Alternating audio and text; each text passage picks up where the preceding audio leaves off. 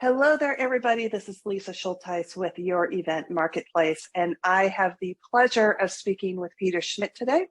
Peter is from Blaze Streaming, and he has many roles there, but the ones he's currently focusing on is he is their account manager as well as their marketing lead. He's been with them for a very long time and has had many roles, but those are the current ones that he is focusing on. So Peter, I just want to welcome you today to our Supplier Showcase series here on Your Event Marketplace. Thank you. Happy to have the chance to chat with you. Yeah, it's always fun. So, and as always, we have a great time on these. We get to sit down with people in the industry and just have conversations about what's going on. And, with this particular industry, things are always changing, right? So Every it's always day. interesting to see everybody's perspective. But go ahead and tell me a little bit about exactly, what Blaze Streaming does. Absolutely. I would say the short summary would be prior to COVID, we were a 99% in-person video production team. We focused a lot on large-scale conventions where we could capture keynotes and then stream all that out and then transition from there out to breakout room capture, where we would either record in the room and edit things post-event, or switch them along the way live and then live stream and or quick turn that video. That was the lion's share of what we do prior to COVID. We also did smaller things, sales keynotes, kickoffs. We would do TEDx talks. We did for about 8 years, TEDx Portland, which was the largest one, independent TED talks in the world. And so a lot of things along those lines, but those large conventions were our sort of bread and butter that we added on some of our passion projects and fun other ones along the way. Once COVID hit, as I'm sure a lot of folks listening to this would empathize with, we lost all of that in-person work. It just went away. I was on a show the morning that Portland got shut down and got sent home with, half your check. And so we really used that time as a reassessment and a chance to look at the industry and say, where can we fill in? Where can we meet a need? Where can we take our core abilities, which are fairly wide-ranging within video production, and put those to use for the new reality of where the world is with COVID.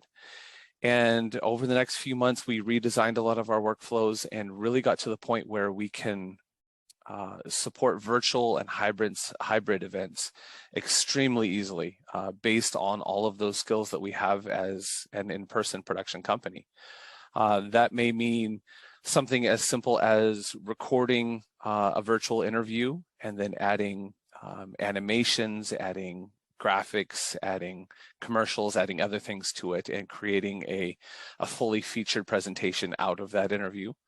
That can mean taking those interviews or those presentations and adding those to a live event. One of our favorite things that we were able to do was take a large event that would have been in a convention center prior to this and create multiple tracks for that event and then host it on the platform of our client's choice. We always say we're platform agnostic, so any platform that somebody chooses, we have the ability to work with very, very easily. And so for some of our larger events that were live prior, we were able to say, hey, let's do a live keynote, and bring in the CEO from their home with either, a kit that they use, or we would send out a production team to their home, have everybody masked up and socially distanced, but really take the production quality up to really support that. The second part of that would be then replicating the breakout rooms. And that can be either live or pre-recorded. We did a number of those live where, through something like Zoom or vMix Call or Teams or any number of the other services along those lines, we're able to capture both the camera view, like you're looking at me here, as well as sharing the screen. And so a presenter who's used to standing on stage talking to their PowerPoint presentation can do that exact same thing live right there in a keynote, in a breakout track. And we've replicated that in-person experience through either a hybrid or a fully virtual model. The second part of that is to record all of those things prior, do all of the editing, put nice graphics around it, lower thirds, anything like that.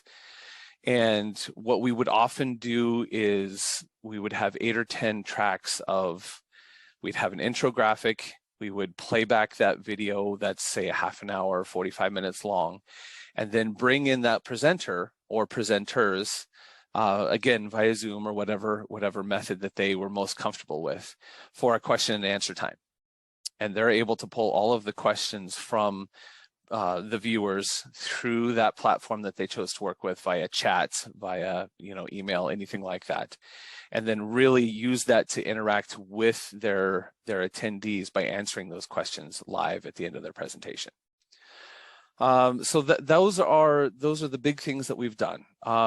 Once we got through and we started feeling really confident with that, we then took another moment to say, what's the next step? How can we, once COVID finally goes away, once we're doing things in person, what are the ways that we can help support, the new normal again? And the two main areas that we've really worked on are virtual hybrid production and then remote crewing. So in the last 2 years, really the technology that we use has grown exponentially. And some of the encoders, some of the off-site ability for us to log into something on-site has just grown so strongly. There's so much better internet infrastructure in a lot of the venues that we're working in these days. And so we've gotten to the point where we can send, a smaller team down to a live event. That team is able to set up cameras, capture graphics, audio, all of those things, and then either send that to the cloud where we can direct it through a switcher that's hosted completely virtually, or that comes back to our studio here in Portland, Oregon, at which point I have a large stable of directors who've been doing this kind of production for the last 15 years, who can take that that camera, that presentation, add in graphics, add in all of those things to create a fully featured live stream from anywhere in the world. So for example, we were doing a large show earlier this spring in London, and the keynote we had planned on doing our, I would call it olden style. It's still a style that we use now, but we had planned on doing it in the old style of having a TriCaster at the back of or behind the stage. All of those cameras, graphics, everything fed to that TriCaster, and having a director create that show from behind stage. We got over there to London, and the main switcher that we had planned to use was absolutely crushed. Somewhere along the way there, it looked like somebody had dropped an anvil on this thing. It was completely unusable. Well, since we do have these contribution encoders that we use, our lead technical engineer took the signals from there in person, plugged them into these encoders. Those were fed up to an Amazon cloud server, at which point we directed the entire thing from about 100 meters away in our workroom. And there was no physical difference to the attendees compared to having done it behind stage. And so that I remember you telling me about that and me shuddering when you told me that thing was just, completely demolished. It was shocking. And in 15 years of our company shipping all over the world, we've never seen anything like I know. that. Well, and so I think you guys did such a great job in terms of pivoting. And I know that pivot is like the evil word from 2020, right? It was overused. I've used it way too many times. We all used it, but it is still the perfect word, right? You guys really took the opportunity to say, okay, our world has come to an end. You and I both talked about that. Mm-hmm. You were on site with client. I was on site in Portland. Portland shut down. Yeah. So being able to go in there and say, okay, let's evaluate, where do we go next? Yes. Yeah. And I think that's what's one of the things that's made you all so successful is you were able to take that and look at it and say, okay, fine, this isn't working right now, but now we're going to move over here and make this work. And you guys have done a really good job of that. And I think overall, in general, it's one of the strengths of our company. I give a lot of credit to Joe Christensen, who is our company founder. who I've known for a very long time, and he's always been the kind to not be content with where we are now. Not Right. sitting back and saying, hey, we've got a product that works, let's just use it. He's always looking forward to the next thing. Like, what's the next piece of technology that's come out that would make this even better? What could I look forward to? Like, why do I need to do things in the back of the room, every presentation? Actually, I don't. And doing that research and reading what other folks are doing, and staying ahead of that curve, as far as we're not satisfied with the norm, and we're always looking with better, easier, cheaper ways to do it, better quality. And I think that's how we approach any of our partnerships with clients, to where we say, what would you like to do? Like, how can we fit in these workflows to accomplish, how can we make the product that you're able to share even better? And so, like you say, that's allowed us to transition, to continually grow, and find other ways to fit into this industry that we all love so much. Yeah, absolutely. So yeah, we'll take your new word of transition, and we'll change that out from pivot. I brought up my We'll internal thesaurus and found another word for it. I know my internal thesaurus doesn't always work. So, obviously you guys were doing live events pre-pandemic, and now you're actually doing all three. You're doing live, you're doing hybrid, you're doing virtual. Absolutely. I think you and I have talked to you about, if you ask 50 people in the room what a hybrid event is, you'll get 50 different answers, right? Yeah, right. But hybrid really is kind of dealing with two audiences, right? It's dealing with your in-person attendees, and it's dealing with your remote attendees, and what that experience is for both audiences. But is there something that between those three events, I know that you're supporting all three, but is there something that is makes you like one better than the other, or are they just all different experiences, and they're different experience that you guys love to do regardless? Yeah, great question. It's been interesting to me to hear over the last few years, we'll use the transition word again, to people doing more at home, and finding a lot of value in that. There is, particularly with, like I mentioned earlier on in the conversation, the infrastructure in place in so many places that we can allow a lot of our team to work from home. And I think that's been really, really valuable. I think it allows for a good work-life balance. And so that's something that I'm really, really excited about, in that, instead of, like we've always done, prior to 2020, sending a team of 6, 8, 10, 12 folks out on site, being gone from your family, being gone from your day-to-day life for a week and a half. We don't really need to do that these days. And we're so familiar with all the ins and outs, and we've got this wealth of experience for this type of event, that we're really confident to the point where we can send out, say, 3 or 4 people tops. And these are engineers. These are the folks that really work well on site with our partners. And we send all of this back to like I said, to our studio or to a virtual switcher in the cloud. We record everything in triplicate, generally speaking. And we have that ability to still get just as good, if not better quality from on site, while supporting, a team who, instead of now 2 or 3 times a month, is going out once a month, and we have that ability to respect the quality of life, to allow folks to still do good work from home, and not have to be gone all the time. And so that's been the real area that I've been excited about, and that Blaze as a company is doing our best to focus on. I guess I would add the caveat to that, in that there is no replacement to me for the in-person meeting. I'm a very naturally social person, and I enjoy being able to talk to my colleagues, to meet new people. And I think there are a lot of times where, you need to bump into somebody in the hallway outside the event that you're attending, and that's the person that you end up working with for the next decade.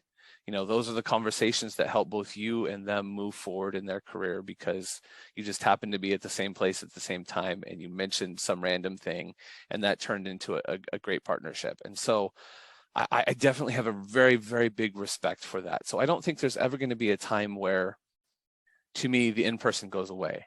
And even mid pandemic, where I'm like, well, we're never going to go back in person again. No, we are, as humans, social beings. We need to make those connections. And so I think there will always be that need for in person. And I think hybrid is to me the middle ground of all of that.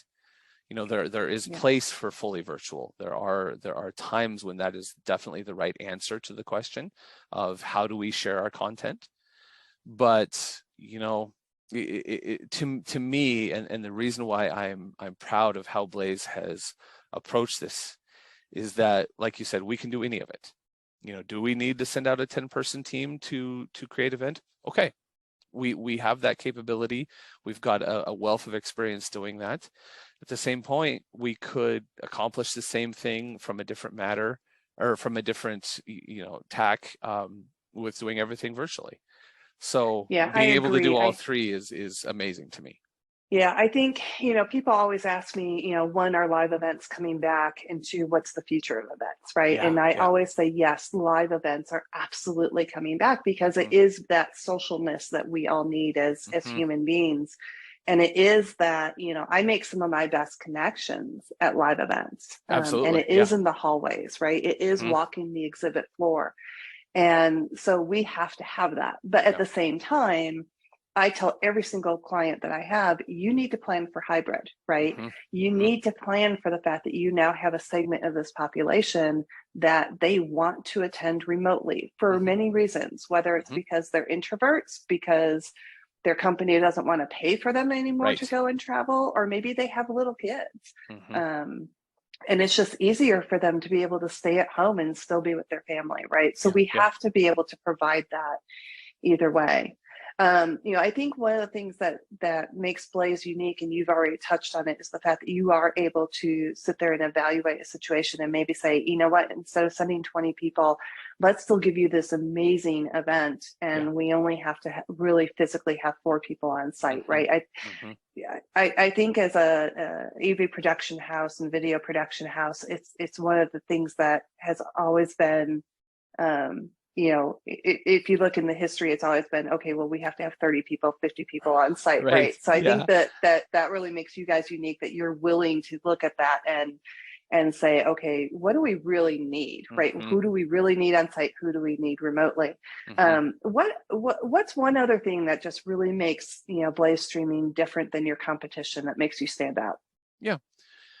I think something that came up while you were sort of going through that last bit was, we have never been sort of the audio side of things. We definitely have always focused on video and streaming. And so it's one of the reasons why we wanted to go down to Infocom this year, because we see a really good sort of synergy and partnership with AV companies that are used to doing everything on site. Some of our best partners are the AV companies who are providing, all of the audio, the projectors, the staging, the lighting, all of the infrastructure, if you will, to create a live event. And while we have many of our producers who are very strong and have a background and knowledge of that side of things, we really don't want to step into that realm. And so for Infocom, for a lot of the folks that we met there, for example, I can walk in and say, look, you're an audio company. You do all of that for the show. You do that part. Let me take what you create and share it everywhere else. You're a lighting company, or you're a, whatever it is, you are the producer who makes that happen on site. I really don't want to touch that. I want to be able to take the video and the live streaming and taking that event to a final platform of recording all of that and sharing it, with your attendees for the next year in, little bits in social media, in, a video catalog, all of those things. I think where Blaze has really set itself apart is saying we're not fully inclusive, and we do that very, very purposely. We focus very distinctly on streaming, on video recording, and on getting that content to the platform. to make sure that it lives on in perpetuity. And so I think that's exciting to me, because I can have these conversations with AV professionals and say, I'm not trying to step on anybody's toes. I want to take this aspect off of your plate so that you can deliver great content in person, and then I can take care of the rest for you. And then their client, comes out all the better for that partnership.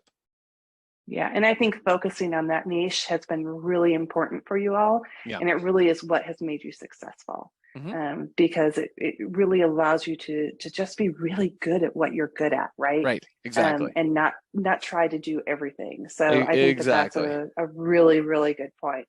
All right, last question for you. So, as we are progressing through the events industry, the events industry has always been an industry that's constantly changing, whether we're talking the event itself, whether we're talking technology, whatever. The last 2 years, that has dramatically shifted and changed even faster, right? I've never seen technology turn so fast as we have in the last 2 years. But whether we're talking about the industry itself, whether we're talking about maybe in actual, events themselves or technology, as we're moving forward, what do you see as the one thing that people really need to focus on, that they need to really be paying attention to as we're moving forward through this? I think we have a really good background as an industry of putting on shows, of planning and implementing and creating quality live shows. To me, I think thinking social media, thinking TikTok, thinking a lot Twitter, thinking a lot of society's tendency towards like short form consumption. I think that's something that a lot of events and a lot of companies aren't paying a lot of attention to. And so something that I've tried to think about is saying, how do we get a hook into our ideal attendees, mind to say, I need to know more about this, because, more often than not, even for me as somebody who works, in a video production company, who works in long form video, I rarely will watch long form content. How often do I actually sit down and say, I'm going to watch this hour-long presentation on, X?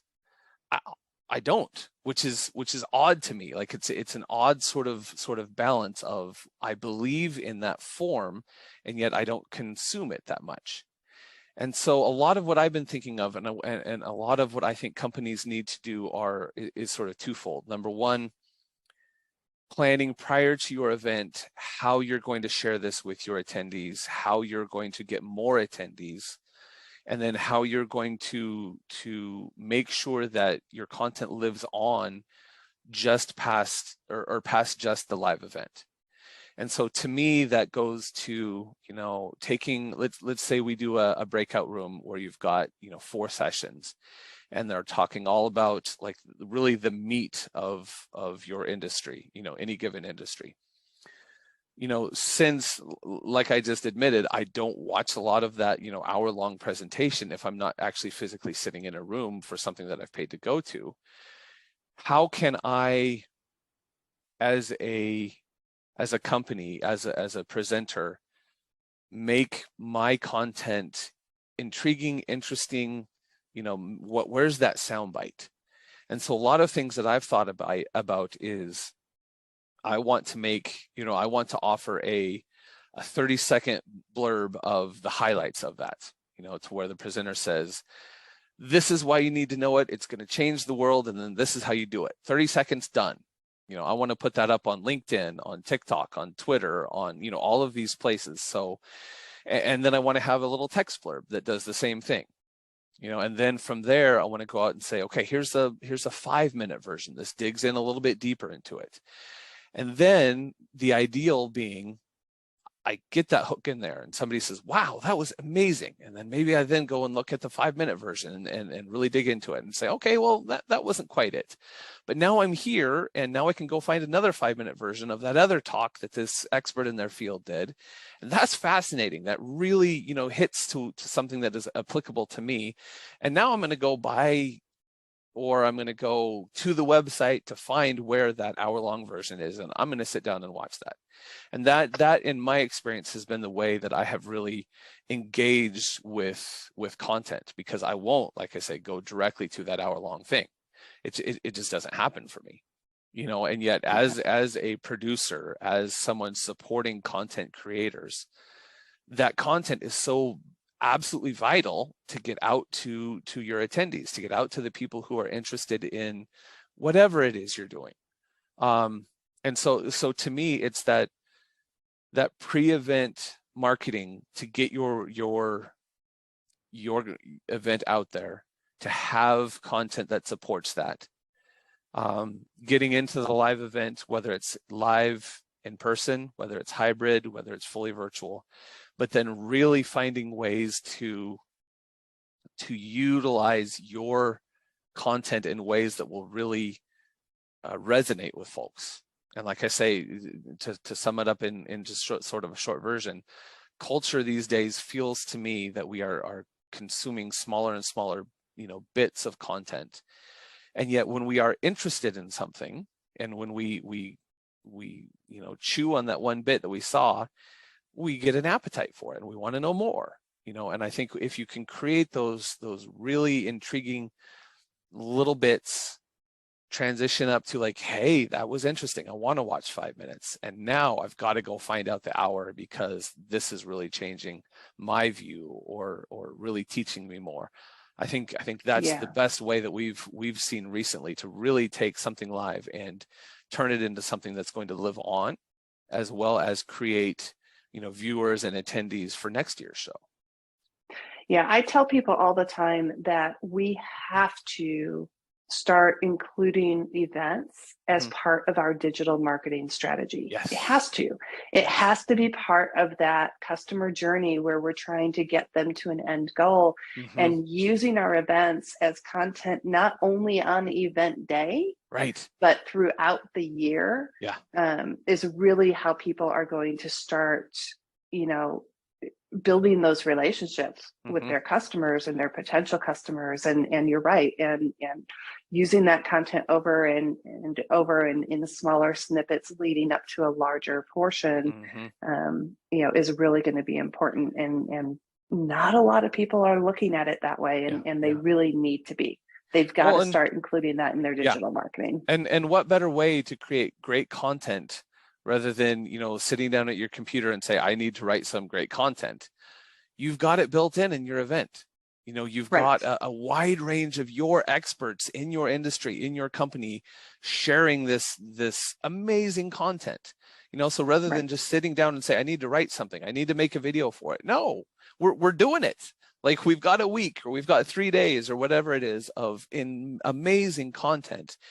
Use that, like utilize that, like build on that for next year, you know, to turn it into a blog post. You know, there's so many ways to utilize that information, that content that you've created to really push, you know, everything forward within an industry. Yeah, repurposing content's great.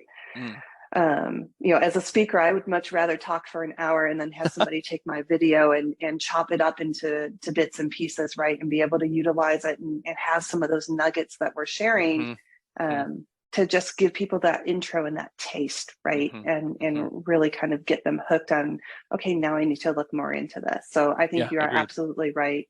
And it's such a great way to use content beyond the you know, the walls of the event. So Peter, thank you so much. It has been an absolute pleasure, as always. You and I also have great conversations, but it has been an absolute pleasure, as always, to have this conversation with you. Absolutely. For those of you who want to learn more about Blaze Streaming, what they do, whether they're a great fit for your event, you can definitely learn more on their listing. I will have a link to that below the video here, and you'll be able to connect directly with them and ask any questions that you have of them. But again, Peter, thank you so much for your time. I truly appreciate it. I know how busy you all are. And as always, it was great talking with you. Absolutely. You as well, Lisa. All right. Thanks, everybody. We'll see you on the next video.